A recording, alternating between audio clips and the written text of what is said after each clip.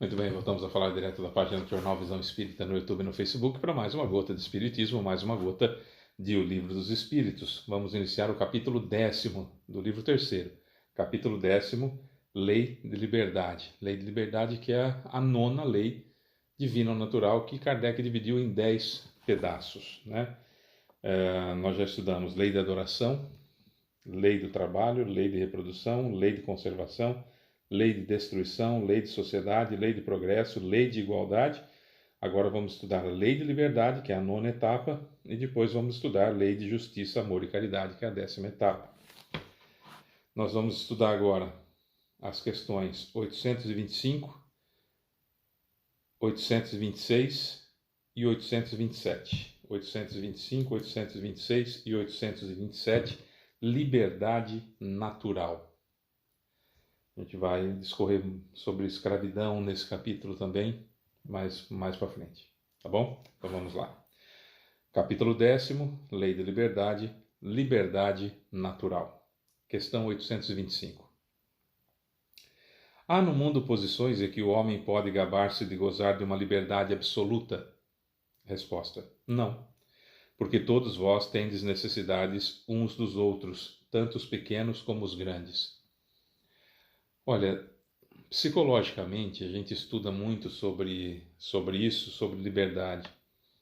Liberdade nós temos quando nós conseguimos não fazer o que queremos. Isso é liberdade.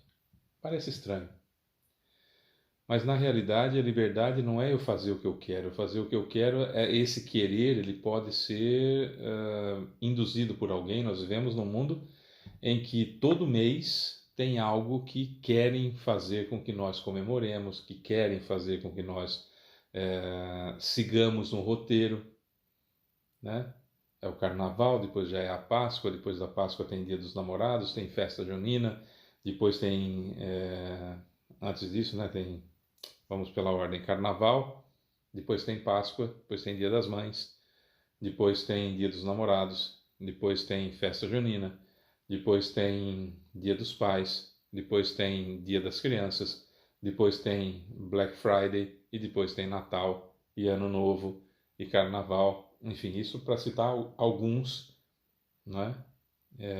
Que agora a gente pode ampliando, quase que por mês tem comemorações, tem roteiros que devemos seguir por alguém que a gente não faz ideia quem seja, que nos dá a impressão de que nós precisamos daquilo.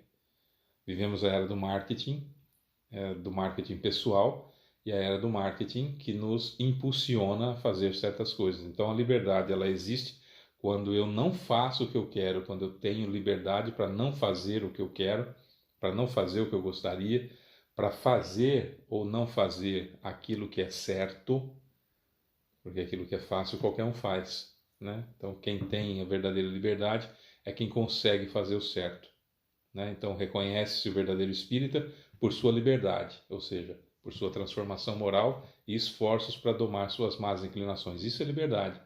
Eu escolho não ser como todo mundo. Eu escolho fazer o certo em vez do fácil. Isso seria liberdade.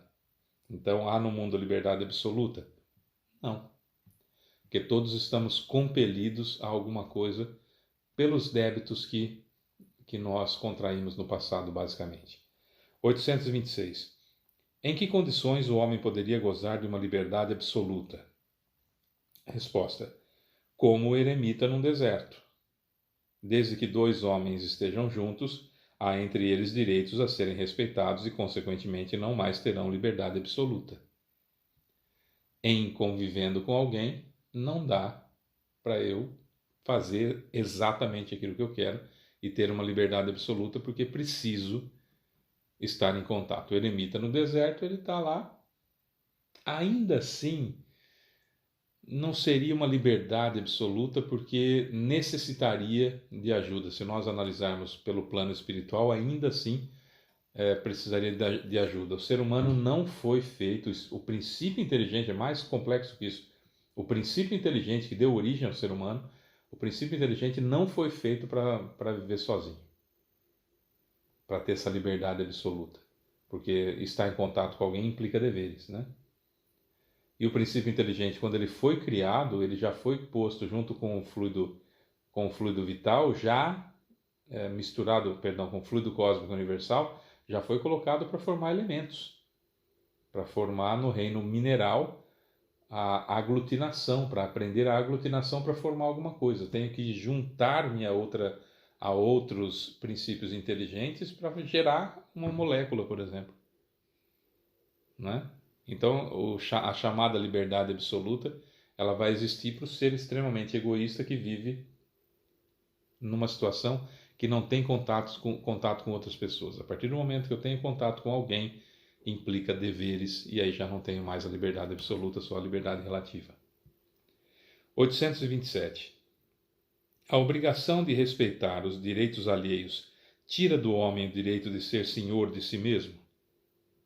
Resposta: de jeito nenhum, pois é um direito que lhe vem da natureza. Olha,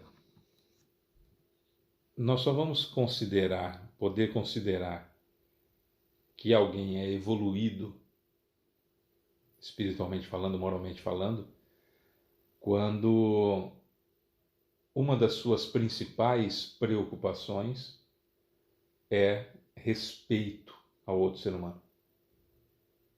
Nós vamos ver que todos os espíritos muito evoluídos sempre têm uma quantidade gigantesca de respeito pela outra pessoa, respeito pelo semelhante, respeito a Deus e respeito pelo semelhante. Nós vamos encontrar nos mais variados postos, nas mais variadas religiões, nas mais variadas fontes da história do mundo, sempre as pessoas que tinham maior evolução, portanto maior liberdade de escolha, maior liberdade, quase que uma liberdade absoluta, com o respeito ao outro ser humano. Essa é a base primordial de tudo, o respeito com o outro ser humano. Perceba que nós estamos falando da lei de liberdade, vamos falar da liberdade natural, escravidão, liberdade de pensamento, liberdade de consciência, livre-arbítrio, fatalidade, conhecimento do futuro, resumo teórico da força motriz das ações do homem, tudo isso nesse capítulo fenomenal, que é o capítulo 10 da Lei de Liberdade. E a gente ainda está falando de respeito, que a gente começou a falar lá na Lei de Adoração, na primeira etapa, que a gente falou lá na Lei Divina e Natural. Nós estudamos a Lei Divina ou Natural, e aí Kardec dividiu em 10 etapas, e nós começamos a estudar com a Lei de Adoração. Lá nós começamos a falar do respeito à divindade, do respeito que o ser humano precisa aprender a ter pela outra pessoa, que nós temos uma dificuldade muito grande, nós seres humanos, nós só respeitamos quem a gente acha que é mais que a gente, né? Hierarquicamente, ou é uma chamada autoridade, ou nossos pais, enfim, a gente respeita quem a gente acha que é mais que a gente, ou alguém mais inteligente que a gente acha que é mais que a gente. Aí a gente confunde esse respeito, acaba perdendo a liberdade. É muito comum a gente ouvir assim: eu não te dei liberdade para você falar assim comigo. Faltou respeito. Viu como o respeito está diretamente ligado à situação da liberdade? Eu só vou ter a liberdade maior perto da liberdade absoluta quando eu respeitar os outros, respeitar o meu limite, respeitar a divindade, respeitar o limite do outro. Respeito faculta a liberdade. Nossa, parecem duas situações totalmente antagônicas, mas nós vamos ver que não. Nós vamos ver que não. Se tivesse havido respeito, por exemplo, dos seres humanos encarnados em pele branca com os seres humanos encarnados em pele preta, nós não teríamos tido a escravidão. Que a igreja tem uma grande participação nisso e tem que ser falado isso, porque afirmaram que o negro não tinha alma, o que facilitou muito a consciência daqueles que queriam mão de obra dessa forma, escravizada, não é? Então a liberdade foi tolhida do negro porque não se respeitou o negro como ser humano. Entendia-se o negro como besta. Não no linguajar do Brasil, que besta é o tonto, besta é bicho. Percebe? Então a liberdade está no respeito que eu tenho por mim, para fazer as minhas escolhas e não ser dirigido, ou ser dirigido o mínimo possível pelas pessoas, pelo marketing, pelo sistema, né, que eu vivo. Respeito pelo próximo, para eu ter a liberdade de interagir com ele. Então, o respeito está ligado diretamente à liberdade, a liberdade ligada ao respeito. Pensem simplesmente por esse motivo. Se, na primeira vez que foram lá na África pegar os negros para escravizá-los, a igreja dominante da época tivesse dito não, não é certo, porque são seres humanos, filhos de Deus e merecem respeito, talvez a escravidão não teria sido tão cruel como foi e nem tão longa quanto foi. Porque a liberdade dos negros foi tolhida pela falta de respeito com eles. É essa linha que nós vamos estudar daqui para frente na Lei de Liberdade. É isso, eu sou Fábio Pereira, amanhã tem mais. Essa é mais uma gota de Espiritismo, mais uma gota de O Livro dos Espíritos. Um beijo para você que fica, até amanhã.